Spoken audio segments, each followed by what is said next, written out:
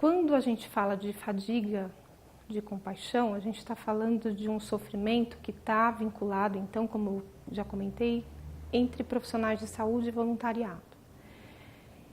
Eu acho que vale a pena contar uma história para vocês, porque eu já experimentei isso no meu dia a dia. Uma vez eu tive a oportunidade de cuidar de um rapaz de 20 e poucos anos que tinha um câncer avançado. E ele estava em tratamento num hospital muito importante de São Paulo. E ele esgotou todas as possibilidades de tratamento para aquele câncer e a doença estava em progressão. A família tinha consciência da gravidade, da irreversibilidade daquela condição. O rapaz tinha consciência também do prognóstico dele e ficou decidido que ele gostaria de terminar o tempo dele de vida em casa. Até aí, parecia tudo perfeito. Havia verdade, a verdade estava disponível, todos os envolvidos decididos de que o cuidado deveria ser estabelecido em casa.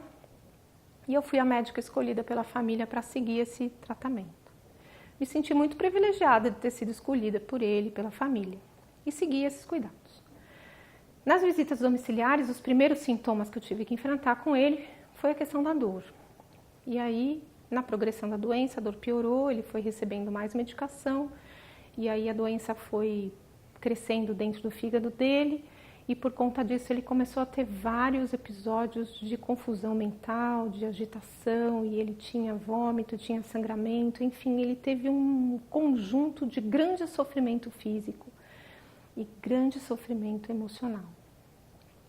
E aí, num determinado dia, numa sexta-feira à noite, eu tive que ir na casa dele porque ele estava muito agitado.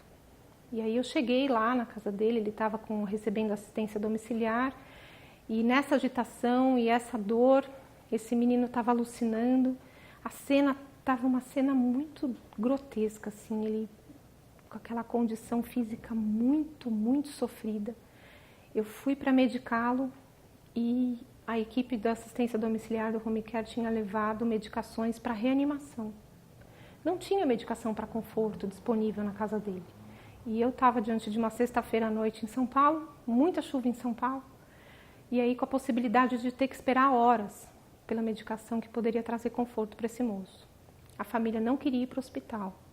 Eu fiquei 4 horas esperando para chegar o remédio, para poder aliviar o sofrimento desse moço. Ele estava com muita dor, muito agitado, tendo alucinações. Quando o remédio chegou, a técnica de enfermagem que estava de plantão naquele dia, ela estava tão fora que ela não conseguiu abrir as ampolas e preparar o remédio. Preparar o soro da medicação dele com analgésico. E eu tive que fazer isso. Eu consegui preparar, consegui administrar o remédio. Ele ainda me reconhecia, ele falava: Ana Cláudia, me ajuda. E eu falava para ele: estou te ajudando, você vai ficar bem, vai ficar tudo bem. E eu mediquei esse moço, ele se acalmou, ele dormiu. Me despedi da família, desci. Meu carro estava no estacionamento do prédio. Eu entrei no carro, chovia torrencialmente em São Paulo. E eu me lembro que eu não conseguia parar de chorar. Eu quase tive, assim, faltava o ar de tanto. Eu não me lembro de ter chorado daquele jeito na minha vida. E aí chorei muito tempo no carro, liguei para o meu marido, falei: por favor, vem buscar aqui que eu não consigo sair. Meus filhos eram pequenos, ele falou para mim: não consigo te buscar, se acalma e vem, pega um táxi e vem para cá. E eu não conseguia nem arrumar as minhas ideias, o que eu tinha, o que eu conseguia fazer, o que eu não conseguia. E aí a técnica de enfermagem me telefonou. Já tinha se passado quase 2 horas do momento que eu tinha saído da casa dele e esse moço faleceu.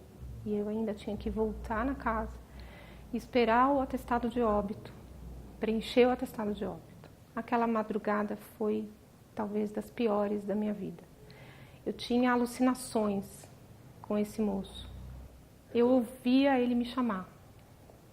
Eu ouvia esse moço me chamar: me ajuda, Ana Cláudia. Eu levantei de madrugada para ir no banheiro, acendi a luz e via ele no espelho. Eu liguei para minha terapeuta naquela madrugada e falei: me ajuda, eu não sei o que fazer. Eu estou enlouquecendo, eu estou vendo esse moço aqui, ele está andando pela minha casa, eu escuto ele me chamar. Liguei para o meu chefe de madrugada e falei: eu não quero mais ser médica. Para mim, acabou essa vida. Eu não tenho mais condição de cuidar de ninguém. eu pedi demissão e eu fiquei 42 dias afastada, em tratamento psicológico, tomando remédio, achando que eu tinha enlouquecido. Passados alguns anos, eu fiz um diagnóstico retroativo. Eu tive fadiga de compaixão, eu tive síndrome do estresse traumático secundário. Eu fui submetida a um sofrimento absoluto diante do sofrimento de uma outra pessoa. E nessa impossibilidade de resolver aquele sofrimento, que não era nem por uma questão técnica, eu sabia o que fazer, mas as condições do lugar, do espaço não me permitiam fazer, eu entrei numa condição de total impossibilidade de fazer o meu trabalho. Eu tenho certeza que compartilhando isso com vocês, eu posso me aproximar do sofrimento de muitos profissionais de saúde que enfrentam isso no dia a dia, especialmente aqueles que não são médicos. Porque essa situação do sofrimento extremo está presente em cada hospital desse país, onde os pacientes sofrem de uma maneira desumana, diante da incapacidade dos profissionais, especialmente dos médicos, de lidar com esse sofrimento, de tratar adequadamente a dor, o desconforto, as alucinações dessas pessoas. E que muitas vezes são os profissionais da enfermagem, frente a frente a esse sofrimento, e eles não têm condição de suprir a necessidade do cuidado plenamente. É importante que todos os envolvidos no cuidado se comprometam a aprender, a conhecer e saber o que fazer diante disso. E quando se perceberem contaminados por esse sofrimento, tomem providências nesse autocuidado, porque assim a gente consegue continuar o nosso trabalho. Sabendo que em cada hospital daqui do Brasil existem milhares, centenas de milhares de pessoas que vivem essa situação que esse paciente viveu, sem acesso a nenhum remédio para aliviar a dor, o sofrimento de alucinação, de desconforto físico, seja ele qual for, falta de ar, dor, porque principalmente os médicos não aprenderam como cuidar disso, eles não sabem lidar. Os profissionais que estão frente a frente a esses sofrimentos, profissionais de enfermagem, de fisioterapia, terapia ocupacional, de psicologia, eles estão sendo expostos a esse sofrimento destes pacientes sem condição de suprir as necessidades de conforto que essas pessoas precisam. É muito importante que todo mundo se comprometa a buscar esse conhecimento, a buscar essa técnica para viabilizar esse cuidado. E uma vez que se identifique em sofrimento diante deste cuidado, dessa dificuldade de lidar com o sofrimento do outro, busque esse autocuidado, esse autoconhecimento, porque aí assim a gente consegue viabilizar o nosso trabalho de uma maneira efetiva, amorosa e eficaz.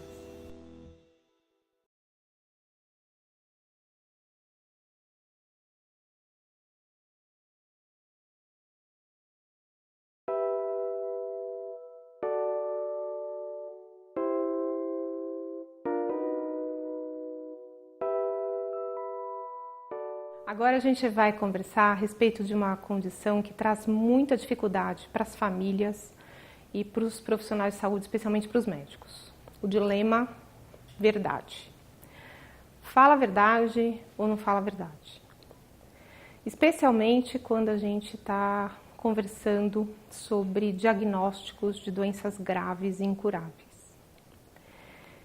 Quando a gente tem esse diagnóstico de uma doença grave e incurável, a grande fantasia das pessoas é em relação a câncer, né? Chegou o diagnóstico de um câncer, você conta ou não conta? É muito frequente chegar um paciente acompanhado da família inteira, então é uma situação que a própria pessoa que está doente já percebe que tem alguma coisa muito errada acontecendo, porque em geral ela vai sozinha no médico e aí um dia resolve que toda a família vai acompanhar. E ela chega no consultório com a família inteira atrás dela falando assim para o médico: não conta. Ela não sabe de nada, não é para contar. Só que as pessoas se iludem acreditando que a doença está presa na biópsia, está presa no exame de imagem, no ultrassom, na tomografia, no PET scan. Só que não. A doença, ela começa a mandar sinais para aquela pessoa, através de mudanças no corpo dela. Uma dor que não aparecia antes começa a aparecer, começa a piorar. A pessoa começa a emagrecer. Ela começa a perceber que tem alguma coisa errada acontecendo. E ela faz exames e vai ao médico para saber o que está acontecendo. E a família diz para o médico, não conte nada. Porque se minha mãe e meu pai souberem o que está acontecendo, souberem do diagnóstico, ela não vai aguentar, ela vai morrer antes. Ela vai ficar muito deprimida, não vai suportar a verdade e vai morrer. Ela vai desistir de viver. As pessoas pensam que a verdade mata. Mas de verdade não é a verdade que mata. O que mata é o câncer. O que mata é a doença grave. O que mata é a doença do coração, do pulmão. É a doença renal, é a doença do fígado.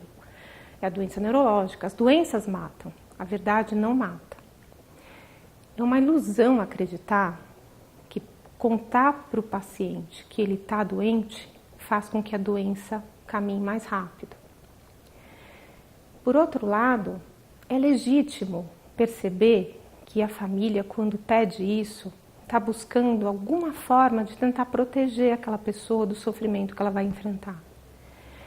Quando a família pede para a gente, não conta, ela está tentando, de alguma forma bastante, assim, quase heróica, tentar evitar que o pior aconteça. Mas de verdade não tem como evitar, porque a doença já está ali, a doença já está estabelecida. Ela já vai seguir um curso natural de evolução, que pode ser modificada por alguma intervenção médica, algum tratamento médico que tenha a chance de talvez prolongar a vida da pessoa por um período, mas que inexoravelmente vai levar a pessoa à morte. E aí, já que ela vai precisar passar por esse processo, você não vai conseguir poupar a pessoa que você ama de passar pelo processo de doença dela. Ela vai ter que passar pelo tratamento, ela vai ter que passar pela cirurgia, pela quimioterapia, pela radioterapia, sabendo ou não do diagnóstico. Eu já vivi situações limites em relação a falar ou não a verdade. Situações nas quais as pessoas foram poupadas de saberem a verdade no início do tratamento, mas que no decorrer do processo elas se viram tão debilitadas, tão adoecidas e sem entender se afinal de contas elas não tinham nada. Por que agora elas não conseguiam mais andar? Por que agora elas estavam tão fracas? Por que agora elas tinham tanta dor? Se afinal de contas não era nada. Se afinal de contas elas se submeteram a toda sorte de tratamentos com soros, né? Não era quimioterapia, era um soro para evitar que se tornasse um câncer. Mas era um soro tão misterioso que fazia cair cabelo, que fazia vomitar, que fazia se sentir fraco. E aí eu pensava, de que forma que eu posso conversar com essas pessoas, com essas famílias, para fazer com que elas entendam que contar a verdade não é cruel. Contar a verdade é poder dizer, olha, as coisas são muito difíceis agora, você está com uma doença muito grave, mas a gente vai estar do seu lado. Haja o que houver, você não vai estar sozinho. É muito mais valioso para uma pessoa que está doente saber que ela vai ter companhia, que ela não vai ser abandonada, mesmo estando diante de uma doença grave e incurável, do que ela perceber que está todo mundo enganando ela. As pessoas têm uma tendência a pensar que quando a gente fica doente, a gente vira uma topeira. São duas situações que as pessoas pensam que a gente vira topeira. Uma quando você tem mais de 60 anos. Começa a aparecer cabelo branco, entra na fila preferencial do idoso, né? Os seus familiares vão começar a olhar para você com aquela cara de que você já não é tão capaz de entender a complexidade da vida. E aí os seus familiares começam a sequestrar de você a sua possibilidade de tomar decisões sobre a sua vida. E aí se você fica doente, quando você fica na horizontal, aí sim as pessoas à volta olham para você e pensam que é impossível você entender o que está acontecendo à sua volta.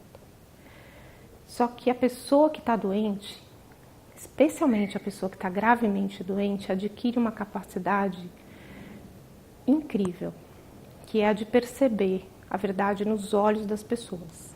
Então, eu queria que vocês ficassem bem atentos a isso. Porque quando você mentir para uma pessoa que está gravemente doente, ela vai olhar nos seus olhos e vai saber que você está mentindo. Você pode mentir com a melhor das intenções possível. Essa intenção de querer poupar, de querer proteger, de querer heroicamente salvá-la daquela situação de sofrimento. Mas ela vai primeiro saber que você está mentindo. Talvez ela até entenda por que você está mentindo. Mas saber que você sabe e não tem coragem de encarar essa verdade junto dela é muito mais dolorido do que saber a verdade. Quando a gente está na posição horizontal, quando a gente está doente, se você que está me ouvindo já ficou gravemente doente alguma vez, você vai saber que eu não estou te iludindo.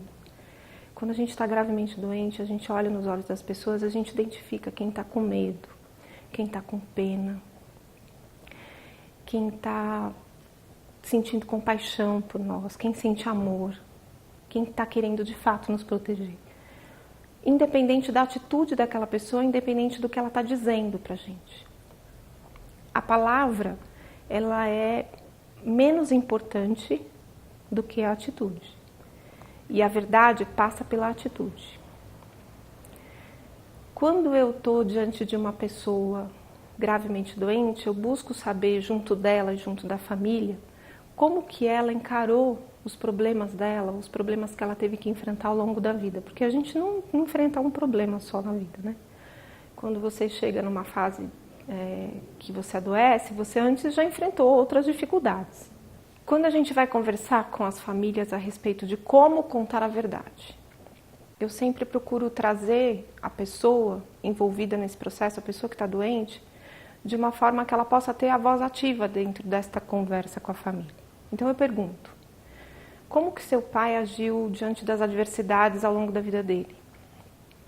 Como foi, né? Na vida a gente não encontra problemas só a hora que a gente fica doente. A gente encontra problemas financeiros, problemas profissionais, problemas de relacionamento com outras pessoas da família. O que não falta é problema. Todo mundo tem. E aí eu pergunto para essa família, como que foi a relação do seu pai ou da sua mãe diante dos problemas que ele enfrentou ao longo da vida? E aí eu posso ter uma resposta do tipo, doutora Ana, ele sempre enfrentou tudo. Uma pessoa que sempre tomou a rédea das situações, era o líder das soluções, era a pessoa que ia atrás para resolver o problema de saúde de alguém, de relacionamento, era a pessoa que estava sempre, era o conselheiro da família, era a pessoa mais sensata para tomar as decisões. Ele nunca teve medo disso. Então, quando eu tenho uma resposta assim, eu trago essa pessoa para essa reunião simbolicamente e mostro para essa família que nada mais justo que esta pessoa tem agora o direito de tomar as decisões diante da parte mais importante da vida dela, que é o fim. Ela tem o direito de tomar as decisões diante deste pedaço final, de fazer do jeito que ela quer fazer. E ela só vai poder tomar as decisões se ela souber a verdade. Eu não vou poder comparecer na formatura da minha filha se eu não souber que vai acontecer a formatura da minha filha. Eu não vou poder chegar no dia do meu casamento vestida de noiva se eu não souber que é o dia do meu casamento. Eu não vou poder chegar no dia da minha morte com todas as minhas decisões bem tomadas se eu não souber que eu estou caminhando em direção a ela.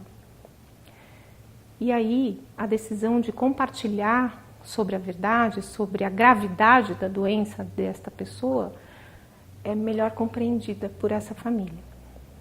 Mas eu também já tive respostas que me mostram uma pessoa mais passiva em relação à vida, que não consegue tomar as decisões sozinha, que delega as decisões. Então eu já tive situações, existem pessoas assim, que elas são mais, ficam mais à margem dos problemas. Os problemas acontecem, mas elas fingem que não existem, fingem que aquela situação não está acontecendo. E essas pessoas têm muita dificuldade de lidar com situações graves. Então, diante disso, eu entendo que o melhor a fazer para aquela pessoa é saber quem ela confia para que tome decisões por ela. Então, diante de uma situação de gravidade extrema, eu pergunto para esse paciente, eu falo assim, se a gente tivesse um problemão para resolver, quem da sua família o senhor considera a pessoa mais sensata, que você confia mais, para eu conversar com essa pessoa a respeito do seu tratamento? E aí isso é uma forma de eu ter certeza de que eu estarei fazendo o melhor por aquela pessoa. sem poupá-la de conversar a respeito da importância dessa decisão. Quando a gente conduz esse processo da verdade de uma maneira cuidadosa, de uma maneira sensível e individualizando esse compartilhar de informação, fica muito menos sofrido, tanto para o profissional de saúde quanto para a família e principalmente para o paciente. A gente vai ter acesso à verdade de uma maneira compassiva, de uma maneira cuidadosa, na medida que é possível suportar. Como que a gente fala a verdade? Tem umas dicas, acho que bem tranquilas para conversar, para compartilhar a respeito de como dizer a verdade. Antes de dizer, pergunta. É uma ansiedade que a gente tem de ficar transbordando o que a gente tem para falar. Você quer falar, você quer falar, você quer falar. Quando a gente vai dar uma má notícia parte do pressuposto que é tudo aquilo que você vai contar para alguém que vai mudar a vida dela para pior. Isso pode ser um fora no namorado, pode ser uma demissão de uma pessoa, pode ser o diagnóstico de uma doença grave, incurável. Quando você vai dar uma má notícia, primeiro você tem que explorar o que a pessoa já sabe. Então, você pode perguntar para essa pessoa, diante de tudo isso que você está vivendo, desse processo de adoecimento, essas idas e vindas no hospital, esse tratamento todo que você está fazendo, a evolução toda dessa doença, como que você está vendo tudo isso? Eu posso compartilhar com vocês que praticamente todas as vezes que eu fiz essa pergunta, a resposta que eu recebi foi: doutora Ana, eu acho que as coisas não estão indo bem. Eu acho que eu tenho alguma coisa muito séria, muito grave. E não foram poucas as vezes que eu já recebi o diagnóstico através da palavra do paciente. Doutora Ana, eu tenho câncer. E muitas vezes eu recebi uma frase incrível da boca do paciente. Eu tenho câncer, mas a minha família não sabe que eu sei. E eu acho que eles não vão saber lidar de saber que eu sei. É preciso que as famílias entendam que o paciente, quando está doente, ele também quer proteger a família. Ele também quer exercer o papel de cuidador. Ele também quer poupar a família do sofrimento que ele está vivendo. Não é incomum que as pessoas que estão doentes permaneçam no papel que elas escolheram na vida delas. Então, o pai continua sendo pai e quer proteger os filhos. A mãe continua sendo mãe. Os filhos continuam sendo filhos. E cada um vai percorrer o seu dia a dia de doente lutando para manter esse papel que escolheu ter na vida. Porque o papel de doente, poucas pessoas escolhem ter. E aí, uma vez que você contou a verdade, como que a pessoa vai lidar com isso? Porque ela pode chegar para mim e me contar que ela sabe. Mas quando eu confirmar que o que ela sabe é verdade, ela passa a lidar com uma realidade, que antes era só uma sensação. Quando eu confirmo, olha, é verdade mesmo. Essa doença existe, ela está acontecendo no seu corpo e a medicina não tem nada para oferecer para mudar o curso natural da evolução disso. O que a gente pode oferecer nesse momento e até o final da sua vida é um tratamento muito poderoso para te dar qualidade de vida, para te dar conforto, para fazer a sua vida valer a pena até o último dia. E a gente vai estar junto até esse último dia, você não será abandonado. O que acontece depois dessa conversa? Invariavelmente a pessoa fica triste. É esse o grande medo que a família tem, de que a pessoa fique triste. Mas é legítima a tristeza. Ela tem o direito de ficar triste diante de uma má notícia. E uma má notícia de grande peso. Essa tristeza vai fazer com que essa pessoa olhe para o fundo dela, para a vida dela, para o significado da vida dela. E faz com que ela olhe para tudo que ela vai ter que enfrentar dali para frente. E nessa profundidade do que ela encontra lá no sentido da vida dela, que ela encontra a força para falar, tá bom, eu vou enfrentar. Tem um tratamento para fazer, eu vou fazer. Eu vou ter coragem de viver a vida que eu tenho para viver a partir de agora. E eu vou enfrentar tudo que eu tenho que enfrentar, porque agora eu sei a verdade. Esse período entre você ter a notícia e ter coragem de enfrentar o que tem pela frente é um período variável. Pode ser de algumas horas, pode ser de alguns dias, pode ser de algumas semanas. Cada um vai ter seu tempo de experimentar a tristeza.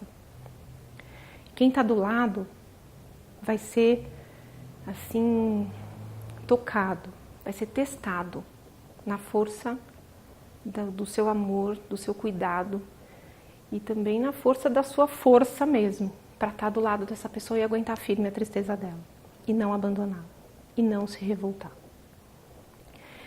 E aí começa o verdadeiro papel da pessoa que cuida. Porque enquanto você está cuidando de uma farsa, você não está cuidando de verdade.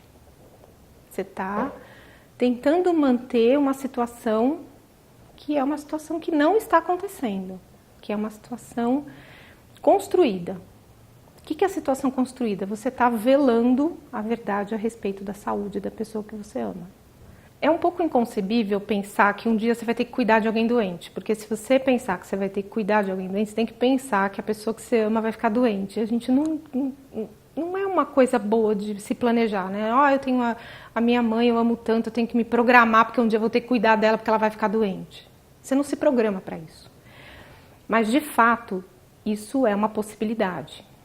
Quando acontece isso, da pessoa que você ama fica doente e você se sente amado, se sente obrigado, ou é a pessoa que está ali presente para poder cuidar, você vai se tornar o cuidador, é preciso ter consciência da importância do autocuidado.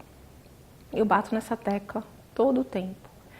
Mas às vezes eu penso que essa tecla é meio muda, as pessoas não escutam direito.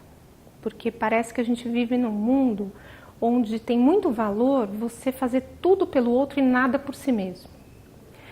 As pessoas contam nas rodas, né, de amigos, nas redes sociais, o quanto elas se dedicam para o outro, o quanto elas cuidam, o quanto elas se atropelam em prol do cuidado do outro, o quanto elas não se cuidam. Eu não janto porque eu tenho que cuidar do meu pai, eu só trabalho porque eu tenho que pagar as contas da minha família, eu não posso fazer atividade física porque eu tenho que cuidar do meu pai ou porque eu tenho que cuidar da minha mãe. Tudo você justifica de não fazer por si mesmo porque você tem que fazer pelo outro. Isso no dia a dia. Imagina numa situação crítica como uma doença grave, num processo de finitude, onde você como cuidador tem noção clara do que está acontecendo, que é o fim da vida daquela pessoa que você ama muito. E aí é um processo recheado de muito sofrimento, onde tem muitas vezes problema para dormir, problema para comer, tem remédios para dar de horários, horários mais loucos possíveis, precisa dar remédio de madrugada, idas e vindas para o hospital, você não consegue se alimentar, você não consegue dormir. Muitas vezes o cuidador, ele tem uma sensação de que ninguém é capaz de cuidar melhor do que ele. E tem muita dificuldade de dividir o trabalho com outras pessoas da família.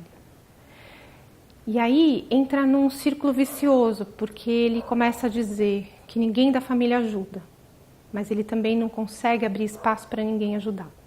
Porque ele pensa, ou ele sente, ou às vezes ele tem até certeza de que ninguém é capaz de cuidar tão bem quanto ele. Esse estado deplorável que você acaba se encontrando, né, de tanta falta de cuidado com si mesmo, quando você vai oferecer esse cuidado para aquela pessoa que você ama, você está tão mal que a qualidade do seu cuidado é tão ruim quanto o estado que você está. E o desafio é fazer com que as pessoas compreendam que se você se cuidar, você vai oferecer um cuidado de melhor qualidade.